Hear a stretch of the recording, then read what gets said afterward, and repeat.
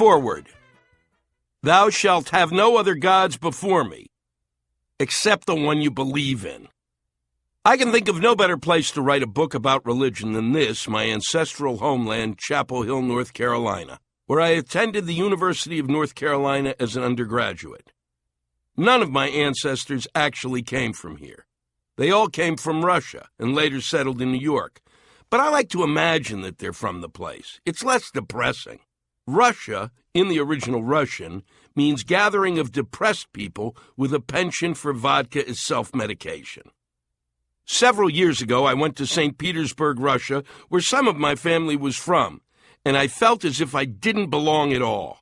It didn't look as if it had changed much since the early 1900s, when the pogroms there convinced my family to get the hell out.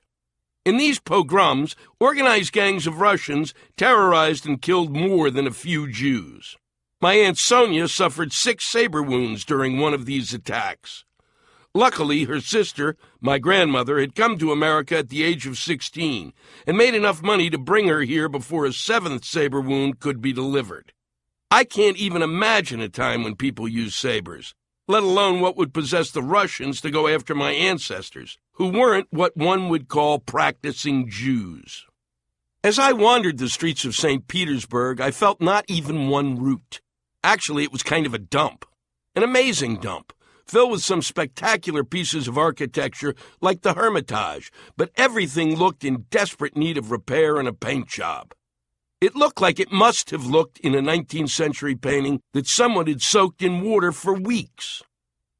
I don't think it was a really smart move for the Russians to have driven out the Jews. They would have been a big help. They sure know their real estate. Lucky break for me, though. I was much happier in North Carolina than I would have been going to school in the Urals, or Vladivostok, or Stupengrad. I felt absolutely at home in Chapel Hill from the moment I arrived from the suburbs of Washington, D.C. 40 years ago. At the time, it seemed strange that a Jew from up north would feel comfortable in the South. But Chapel Hill was a place where there were only a few folks left who thought the South had won the Civil War. It's one of the few spots on earth where I have felt comfortable in my own skin. I don't feel that way in many places. Hence the very attractive series of twitches one sees in my stage act. Maybe it's because I lived in Chapel Hill in a past life, and if I scout around long enough, I'll see my ghost wandering around the campus. Maybe even in crinoline. Jesus, what if I was a woman in my past life? It is the first place I discovered my own voice, and was able to take my first baby steps toward becoming a writer. A playwright, no less.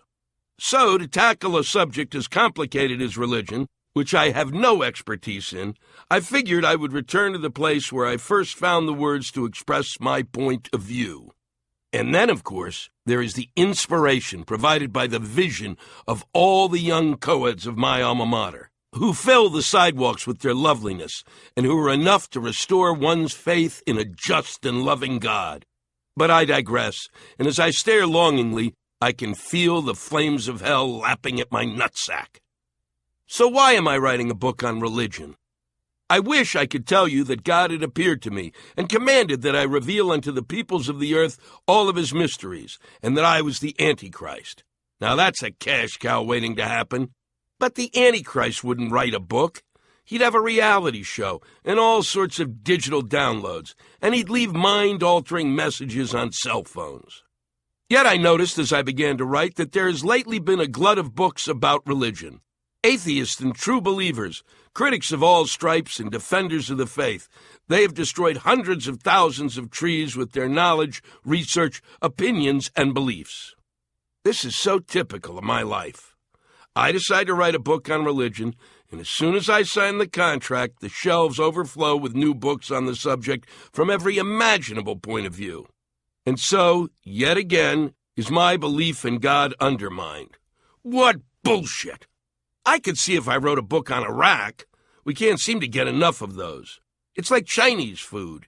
You can read all you want on the subject, but within minutes of finishing a book, you are hungry for more. I guess the flood of these theology books makes sense, with the excesses of violence committed in the name of God wherever you look, and the obscene power of religion and politics in our homes and in our lives. Or maybe it's just the growing sense that the world might end at any moment, which seems to hang in the air around us like a late afternoon thunder shower. I guess this has sent the keyboards a twittering. Then, of course, there's the constant flow of books in which authors talk about their conversions. So what am I, Lewis Black, stand-up comic and me of little faith, doing putting my 2 cents in about religion? Because I think it's taken too seriously.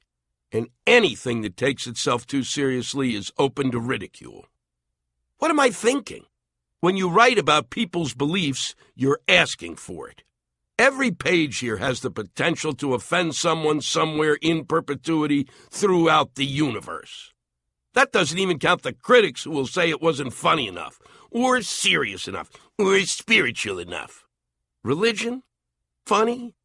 You gotta be kidding. I am kidding. But it's not going to be seen that way by everyone, which is exactly why you've got to keep poking fun at it. After millennia of religion being used as a club, either to scare the shit out of children or to send them to war, someone's got to search for organized religion's funny bone.